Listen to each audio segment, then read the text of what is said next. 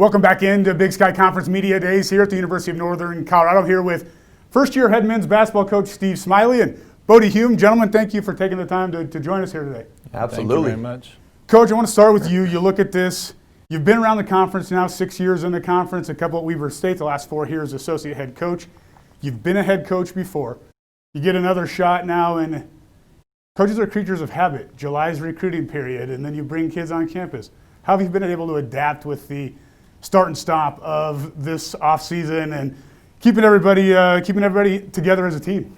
Yeah, it's been so different, for us. First of all, we didn't really have a summertime with our guys, so you lose that, and at the time you kind of get stressed like we're falling behind, which you probably really aren't as long as your guys are working out. But from the team, we're now, I believe, in our 8th week without a stop.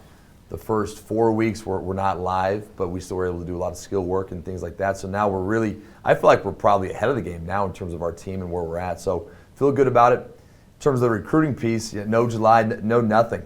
We haven't had recruiting. We haven't been on the road since we got the job, and we won't be on the road till at least January with the current rules. So it's just been totally different. It's been a lot more time at home and a lot more time concentrating on your team.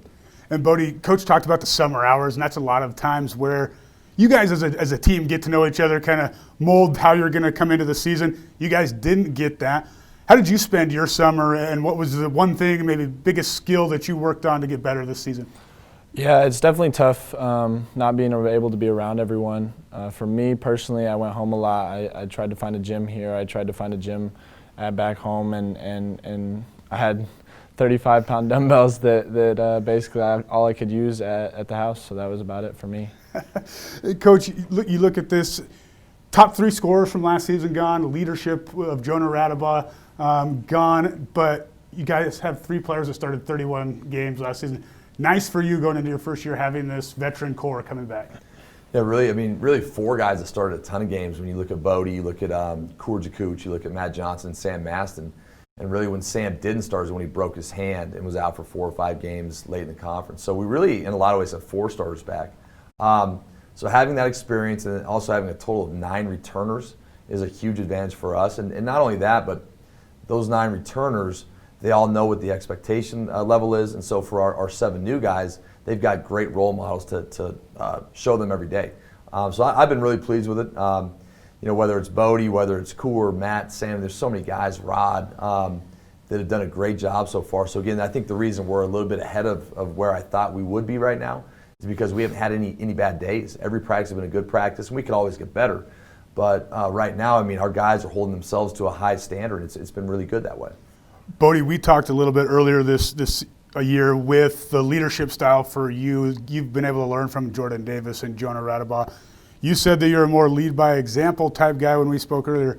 Have you found yourself in these workouts with this team, maybe stepping up a little bit more as a vocal leader so far through these workouts? Yeah, I think for me personally, I just try to help the kids where I can help, as long as I'm not crossing over boundaries. I don't want to say anything that Coach doesn't want to do. So if it's just fixing their positioning just a little bit, that's about where I'm at with it. Otherwise, I come in happy and I come in ready to practice, and that's where I show that I'm here for you guys, and that's what I'm going to do every day.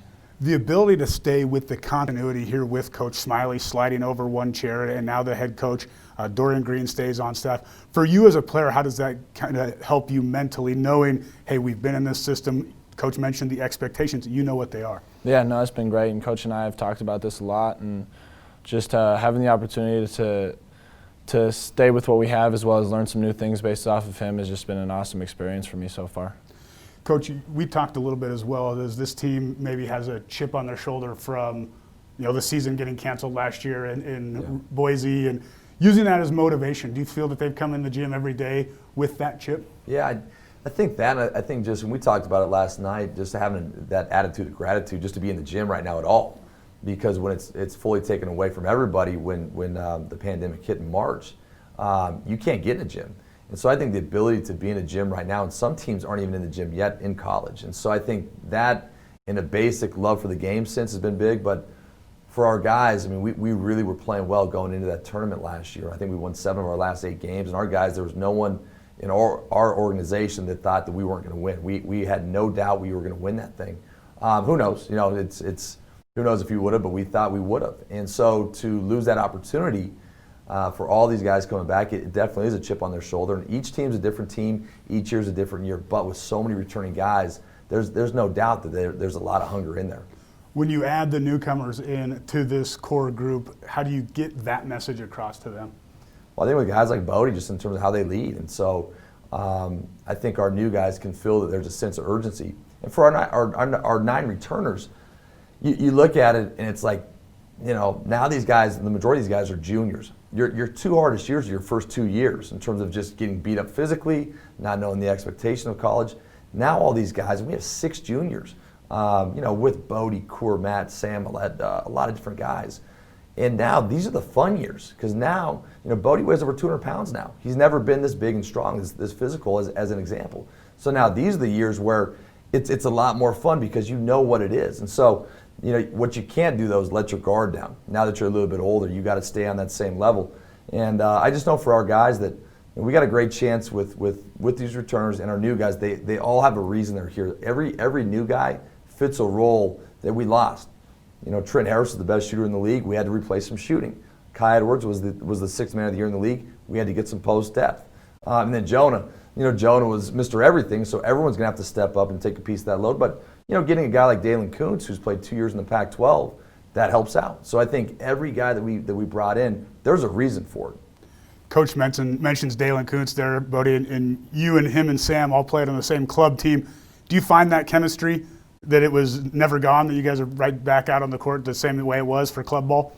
I think it was definitely a little tougher, just because of the system that Dalen had ran for a while and just the people that he'd been around. It's a little bit of a change from going from them to Sam and I, but we've definitely seen that bond already be there and already be closer together than it was before we started club basketball. So it's definitely been nice to have him around, and he's been a great addition for us so far. I want to ask you, and this one may be more for the fans, but if you could compare your game to somebody in the NBA, who's that guy?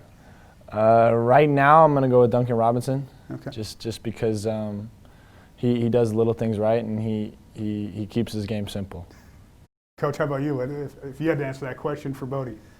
Well, I think it's a good question because, behind the scenes, we spend a lot of time watching clips of NBA or college guys that might replicate what our guys are. And so like last year, I was Bodie's film guy, and we'd spend a lot of time, and correct me if I'm wrong, Bodie, but anywhere from Paul George to Michael Porter Jr. To a little bit of Kyle Kuzma, and just watching guys that replicate how they move, how they play. And again, it's not just highlight tapes, it's the good and the bad. And so I think for Bodie, he's a blend of just bigger wings in the league. We watched some Pascal Siakam as well. Bigger wings that Bodie's game is, he doesn't want to just be a what we call a sniper, which that's the start of it. But how do you develop that other part of your game? So he replicates a lot of those guys in the league, and he's trying to kind of get to that level where he can do different things within our system. You mentioned the film work, and as an assistant, a lot of your time is spent putting together scouting reports and knowing this league inside and out. How do you think that role, the film breakdown that you've done the last 4 or 6 years, have prepared you to slide over and make those late game decisions where you got to call the play and design it for whoever you think has a favorable matchup? Yeah, I think being in the league and the film role, but I think too who I've worked with and worked for. Going all the way back to being a Don Meyer guy, and then Randy Ray at Weber State. Obviously, 2 years under him was great, and then 4 years under Coach Linder was phenomenal. And so you learn, really these last 4 years with Coach Linder. He's the best probably in the business in terms of being able to make quick adjustments and tweaks in a game. And so to be able to be with him for 4 years, I think that really prepares you. But you got to get reps too, and so that's why even in practice, we'll do a lot of, now that we're starting official practice, we'll do a lot of special situations so that I can get reps as much as the guys can get reps. Because you don't just go out there and figure it out in game one. You got to work on it in practice. So there's a lot of that work behind the scenes. Well, and Bodie, you've kind of maybe the last few years been second or third option in those late game situations. Now you might be the guy that's called upon late in game. How do you feel you've prepared yourself to be ready for those situations? Definitely tried to start hitting tougher shots, working on developing my game a little more to be able to take those shots and take the opportunities and hopefully capitalize off of them. For me, it's definitely a little bit of a different role, but not quite as different as people think. Last year, I was trying to be the best player we could for the team, but at the end of the day, whoever has to take the last shot takes the last shot to win the games, and that's all that matters to me. Coach Bodie, we appreciate you joining us here on Big Sky Media Days. Thank you. Thank you. We welcome you into Big Sky Media Days here for the University of Northern Colorado women's basketball team. Joining me now, head coach Jenny Huth, and the lone senior on the team, Alexis Chapman. Appreciate you guys joining us. Thanks for having us. Coach, let me start with you. It's been a start again, stop again, start again off season for you since March when the Big Sky tournament ended abruptly. How have you utilized the start and stop? And then when you finally got the word that November 25th was go time, how much of a relief was that for you, your staff, and the kids? Well, it's been a great time of team building over Zoom. So I'll just start off with that, just getting to know each other. We have a lot of new kids, new faces, whether it's freshmen or transfers. We've got a total of 4 freshmen and 3 transfers. So just getting to know one another has been really good. This summer we had a little start-stop action there. Just getting everybody to meet each other was nice, though. And obviously we sent home early and then restarted once school started. And at the restart, we went real slow, kind of making sure we're getting our fitness levels back up, our strength back up, and then adding some real fundamental basketball things.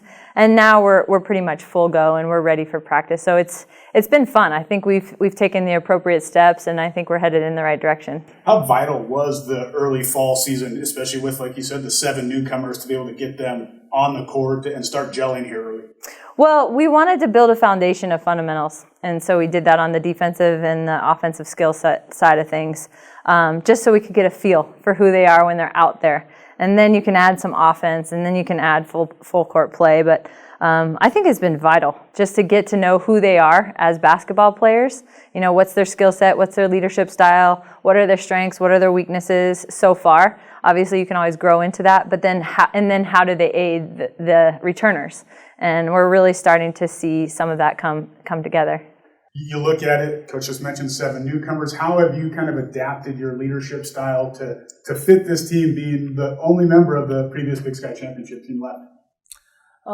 Well, thankfully, I've had a lot of great leaders to learn from in the past, everywhere from Kiana and Savannah Scott on that original championship team to Savannah Smith and the 3 seniors that we had last year. So I'm constantly just reminding myself to look back at what they taught me and implementing that into my own leadership style. Just working on learning all of the new players, learning how they respond, and trying to do my best to fit into what they need. Coach mentioned skill development, skill set. What was the biggest thing that you spent this offseason working on for yourself to develop skill-wise going into your senior year? I spent a lot of time learning how to get to the basket. I think most teams predict me to shoot the 3. I want to expand my game a lot this year, so I spent a lot of time working on getting to the basket and improving my ball handling to do that. Coach, still a very young team here for you guys. You look at it coming in. How do you think the value of last season, where you played a lot of freshmen, got a lot of game experience? We talked a little bit earlier this year about the development, playing your best basketball in March. You guys were able to do that. How does that carry over to this season?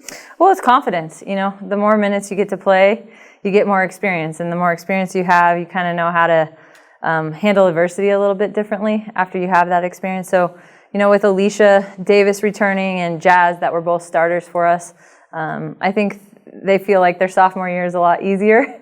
And then you got Alicia and Mel, who got minutes last year. Not maybe the most that they wanted, but certainly minutes.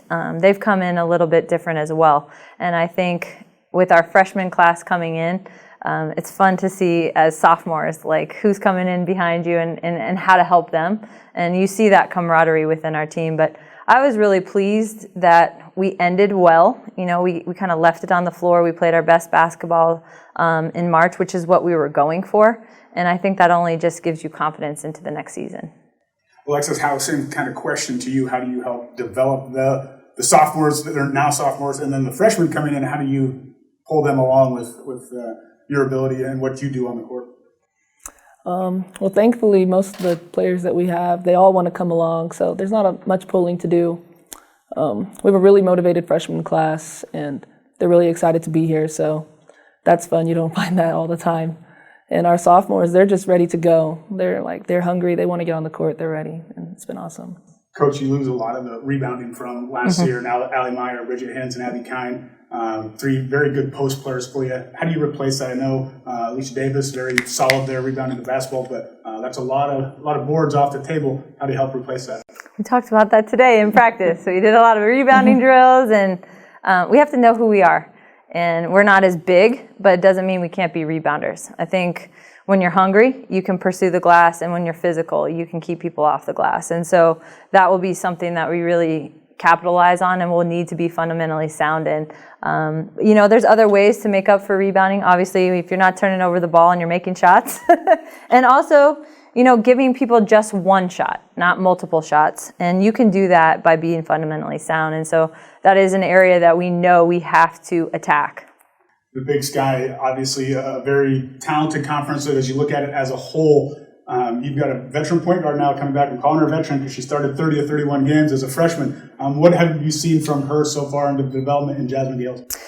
Well, she is a 3-level scorer. She can get to the rim. She's got a nice mid-range, and she can shoot the 3. It's now just expanding that and how and when, and then also knowing how to get everybody else their shots, their best shots. How does she make Alexis better? How does she make Alicia better? And she's got to do that through great ball handling and also communicating, making sure she's linking everybody together. And you're starting to see her see the game that way as well. Alexis, we're going to get to how you spent your off season here a little bit. You're out at Michaela Eisenbart's farm. What did you learn while out there, and what was maybe the most farm-like thing that you did? The most farm-like thing that I did was chasing baby cows around, for sure. I've never done that in Dallas, Texas. I've never chased a baby cow. Isn't Texas? Isn't that what Isn't that what you're supposed to do? Everywhere but Dallas. Longhorns down there? Come on. That's what Texas is known for: the Longhorns and chasing them around right down the middle of the street in Fort Worth. Right in the middle. I've seen you can do that, right? Am I wrong? I couldn't say if you were right. But you look at this, and again, you're the lone senior, and a lot of expectations. How do you feel that you prepared to adapt when Coach Huth's going to call your number in crunch time when the games are on the line? Because we see game in and game out here in the Big Sky, every possession matters. And when those late game situations come, how do you feel you prepared to answer the call in those situations? Honestly, I live for those moments, so I think I've always been preparing in practice, off the court. Those are my moments. I love those moments. Those are my favorite part of basketball. I love that answer. Coach, let's talk to you a little bit about this, because scheduling generally is set a year ahead of time. You know where you're going. Obviously, things have taken a left turn and a U-turn and everything else. How have you guys come along here with the scheduling, and how do you feel about moving forward with that? Well, we have to wait till the Big Sky schedule comes out and is completely solidified. And so we're still in that process. We're in communication daily with our non-league teams. We're going to try to keep as much local as we can, but we know some teams are going to drop and some teams are going to be able to maintain that contract. So it's just a daily process. And then, for me as the head coach, it's giving our team, calm and resolve that we got this. We're going to have a season, and let's just get better. Don't worry about the schedule. It's going to take care of itself. And, we have to be resilient as leaders just as much as we ask our kids to be resilient as players. And so that's my mindset going into it. Every day, we're just trying to get better. You mentioned being a leader, and one of the things that your team has done, 100% registered to vote here this offseason. How important is it to show these girls the importance of voting and getting involved in what our society allows them to be able to involve to do and get out there and have their voice heard? Well, I really want them to leave UNC with the confidence to share their voice and to be educated when they share their voice, not just kind of live off the Twitter feed or the Facebook feed or the Instagram feed. They're educated, they're reading and they're learning, so that when their voice is heard, it's heard. People know that these women know what they're talking about, and I can assure you that they've done work. I've never had a team 100% registered to vote in my entire career. And I think it's awesome that they're willing to go that route. And I think they're going to be leaders in the next generation because of it. Well, we look forward to November 25th and getting games back on the schedule, getting back out on the court here at the Bank of Colorado Arena. Coach and Lex, we appreciate your time today. Thank you. Thank you. That was Jenny Huth and Alexis Chapman here from University of Northern Colorado Women's Basketball. We'll continue with more right here on Big Sky Media Days from University of Northern Colorado.